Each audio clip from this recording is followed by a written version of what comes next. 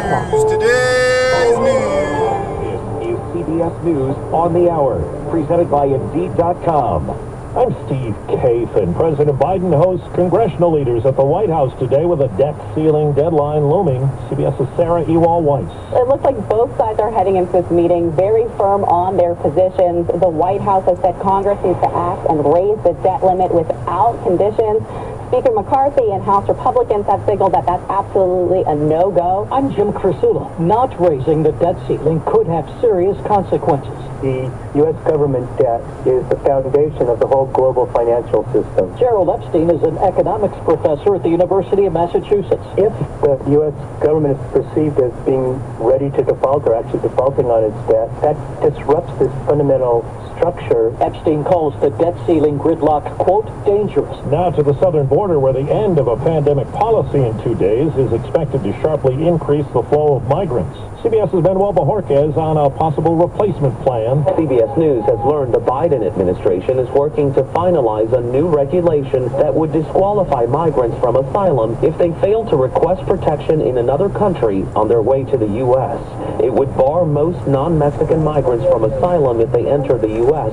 without permission. Ahead of the expiration of Title 42, the Border Patrol has increased efforts to expel migrants here illegally.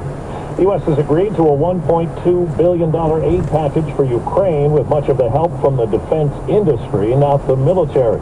CBS's Cammie McCormick says this comes on a day when Russia touted its military power on what's called Victory Day.